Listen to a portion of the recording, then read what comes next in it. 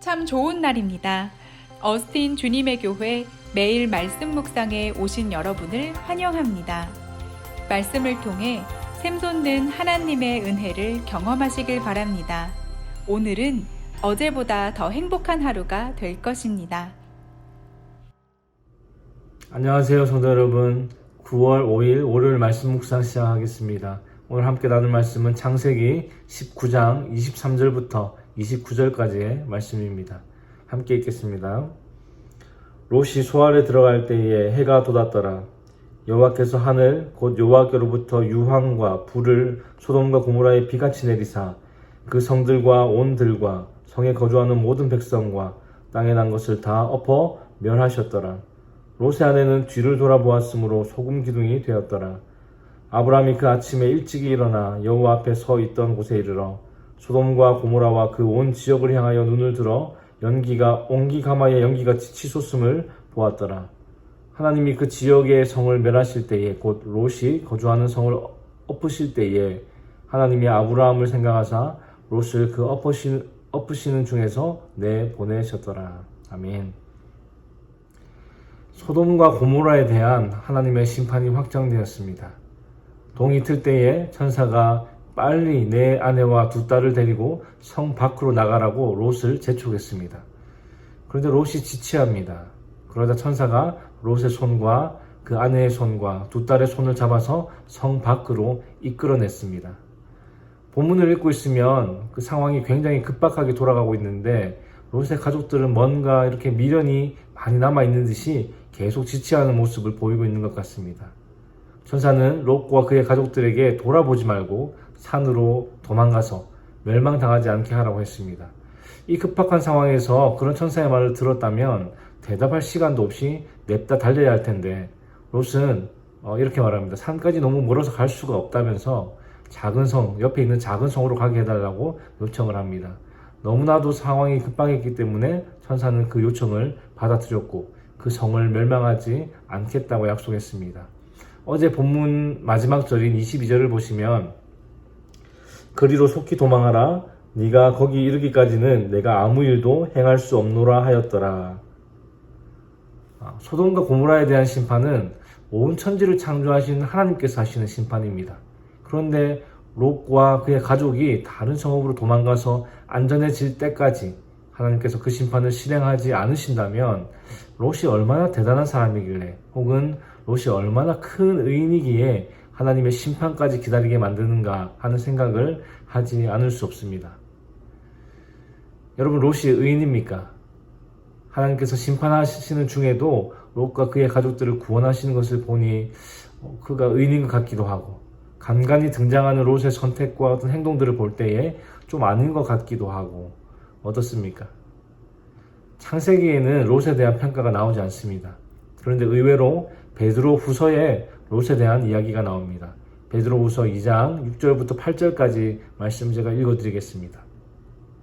소돔과 고모라 성을 멸망하기로 정하여 죄가 되게 하사 후세에 경건하지 아니할 자들에게 본을 삼으셨으며 무법한 자들의 음란한 행실로 말미암아 고통당하는 의로운 롯을 건지셨으니 이는 이 의인이 그들 중에 거하여 날마다 저 불법한 행실을 보고 들으므로 그 의로운 심령이 상함이라. 사도 베드로에 따르면 롯은 의인이었습니다. 그런데 오늘 본문 29절에서는 하나님께서 소돔과 고모라에 대한 심판으로부터 롯과 그의 가족을 구원하신 이유가 그가 의인이라서가 아닙니다. 29절을 함께 읽어보겠습니다. 하나님이 그 지역의 성을 멸하실 때 곧 롯이 거주하는 성을 엎으실 때에 하나님이 아브라함을 생각하사 롯을 그 엎으시는 중에서 내보내셨더라. 하나님께서 소돔과 고모라를 멸하실 때에 하나님께서 아브라함을 생각하셨기 때문에 심판 중에도 롯을 구원해 주신 겁니다. 물론 롯이 의인이었던 이유도 없지는 않았을 테지만 오늘 본문에서 강조하는 것은 하나님께서 아브라함을 생각하셨기 때문에 롯을 구원해 주셨다는 것이 팩트입니다. 소돔과 고모라에 대한 하나님의 심판 계획을 처음 들었을 때 아브라함은 창세기 18장 23절에서 주께서 의인을 악인과 함께 멸하려 하시나이까 하며 간구했습니다. 이 아브라함의 간구가 결코 무의미하지 않았습니다. 아브라함은 하나님의 약속을 믿음으로 의인이 된 사람입니다. 야고보서 5장 16절에 보시면 의인의 간구는 역사하는 힘이 크다라고 말한 것처럼 의인이 하나님께 하는 간구는 심판 중에서도 그 백성을 구원하실 만큼 그 힘이 크다는 것을 오늘 말씀을 통해 깨닫게 됩니다. 아브라함의 간구로 인해 구원받은 롯과 그의 가족이 소알이라는 성읍으로 들어가자마자 해가 이렇게 돋았고 그때부터 하나님께서 유황과 불을 소돔과 고모라에 비같이 내리셨습니다. 창세기에 큰 심판이 두 번 등장하는데 하나는 노아 시대의 홍수 심판이고 다른 하나는 아브라함 시대의 소돔과 고모라 심판입니다.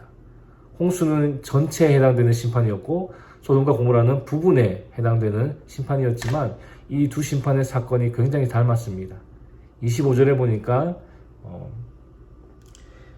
그 성들과 온 들과 성에 거주하는 모든 백성과 땅에 난 것을 다 엎어 멸하셨더라.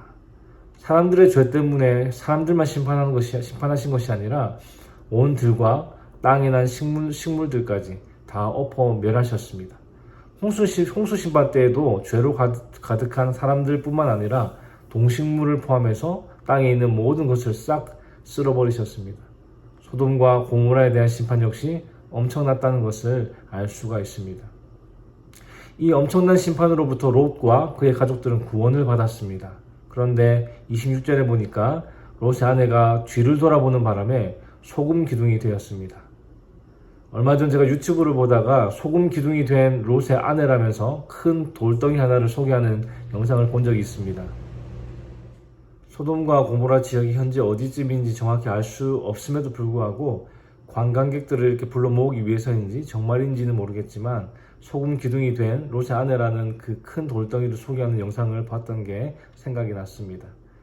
롯과 그의 가족들이 긴막하게 소알이라는 성읍으로 도망해서 하나님의 심판을 피하게 되었는데 롯의 아내가 소돔성을 돌아보았습니다.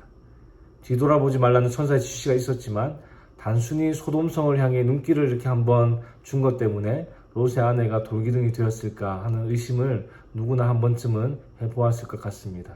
좀 더 정확한 해석을 위해서 히브리어를 이렇게 찾아보면요, 돌아보다라는 뜻을 가진 나바트라는 단어는 그냥 돌아보는 것이 아니라 주의를 기울여서 보거나 어떤 것을 고려하면서 보는 것을 의미합니다. 그러니까 롯의 아내가 단지 불타는 소돔성이 궁금해서 혹은 놀라서 본 것이 아니라 소돔에 대한 강한 미련과 아쉬움을 품고 있었다는 것을 말해주는 것입니다.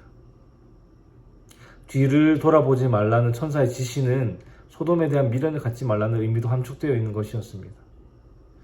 여러분, 비행기를 타면 이륙하기 전에 승무원들이 이렇게 안전수칙을 말해줍니다. 그리고 책자에도 사고 시에 어떻게 대처해야 하는지 잘 설명되어 있습니다. 제가 이해하는 바로는 비행기가 사고가 나서 비상탈출을 해야 할 경우에는 절대로 기내에 있는 자기 짐을 가지로 이렇게 돌아가거나 머리 위에 그 짐칸에 있는 짐을 꺼내면 안 된다라고 제가 이해하고 있습니다. 좁은 통로를 이렇게 사람들이 급하게 움직여야 하기 때문에 각자가 모두 각자의 짐을 들고 있으면 그게 불가능해지기 때문입니다. 그런데 가끔 실제로 비행기 사고가 있어서 비상탈출하는 장면을 보면 꼭 자기 짐을 챙겨 나오는 사람들이 있습니다. 그것 때문에 다른 사람이 다치든 혹은 탈출하는데 어려움을 겪든지 그런 거 상관없이 자기에게 중요한 짐을 기어코 챙겨 나옵니다. 여행 갈 때 가져가는 그 작은 짐도 비상 상황 속에서 목숨 걸고 가지고 나오는 사람들도 있는데 롯의 아내는 오죽했겠습니까? 자신의 모든 재산이 소돔성 안에 있는데 아브라함을 따라 하란을 떠나서 고생하면서 지금까지 모은 재산이 모두 소돔성 안에 있는데 그것을 다 버리고 나왔으니 어떻게 미련이 남지 않았겠습니까? 롯의 아내는 그렇게 미련을 가지고 소돔성을 바라보다가 소금 기둥이 되었습니다. 예수님도 이 롯의 아내에 대해서 언급한 적이 있습니다. 누가복음 17장 32절에 보면 롯의 처를 기억하라 하시면서 세상에 대한 욕심과 미련을 경계하라고 말씀하신 적이 있습니다. 사랑하는 성도 여러분, 하나님은 계획대로 소돔과 고모라를 심판하시는 중에도 아브라함의 간구를 기억하셔서 롯과 그의 가족들을 구원해 주셨습니다. 그럼에도 불구하고 롯의 가족 모두가 구원받지는 못했습니다. 이것은 하나님의 능력이 부족해서가 아닙니다. 우리 주변에서도 가끔씩 보지 않습니까? 하나님께서 은혜를 베풀어 주셔서 주님 안에서 신앙생활을 시작했지만 세상을 향한 욕심과 미련 때문에 결국 세상을 선택하여 주님을 떠난 사람들이 종종 있습니다. 정말 안타깝지만 하나님의 능력이 부족해서가 아니라 그들의 선택인 것입니다. 예수님께서도 경고하셨듯이 우리도 이 부분에 대해서 늘 깨어 있어야 할 줄 믿습니다. 사랑하는 성도 여러분, 오늘 아침에 기도하실 때에 주님, 욕심과 미련 때문에 세상을 향해 눈 돌리는 제가 되지 않게 하시고 주께서 베풀어 주신 구원의 은혜 가운데 견고하게 서 있는 인생 되게 하여 주시옵소서. 이렇게 기도하는 하루, 또 이번 한 주간 되시기를 주님의 이름으로 축복합니다. 기도하겠습니다. 하나님 아버지, 참 감사합니다. 오늘 아침에도 우리를 주님 앞으로 인도하시고 찬양과 말씀과 기도로 하루를 시작하게 하시니 감사합니다. 하나님, 오늘 말씀을 통해 의인의 간구가 역사하는 힘이 크다는 것을 깨닫습니다. 예수 그리스도의 피로 의롭게 된 우리가 다른 사람들을 위해 중보할 때 하나님께서 역사하시고 일하시는 것을 오늘 말씀을 통해 보았습니다. 주님, 믿지 않는 우리의 가족과 친지들, 그리고 사랑하는 친구들과 이웃들, 그들의 구원을 위해 하나님께 간구하는 오늘, 또 이번 한 주간 되게 하여 주시고 우리의 간구를 들으시고 역사하실 하나님을 기대하며 믿음으로 나아가는 저희들 다 되게 하여 주시옵소서. 또한 주님, 세상에 대한 욕심과 미련으로부터 우리의 마음을 지켜주셔서 그것 때문에 우리가 주님을 떠나는 일이 없도록 도와주시옵소서. 항상 주께서 우리에게 베풀어 주신 구원의 은혜에 감사하며 그 은혜 위에 견고하게 서는 주님의 교회 성도님들 다 되게 하여 주시옵소서. 주님, 오늘 하루도 주께서 주시는 힘으로 은혜로 살아가기 원합니다. 주님의 도우심으로 승리하는 하루 되게 하여 주시옵소서. 감사를 드리며 예수 그리스도의 이름으로 기도하였습니다. 아멘.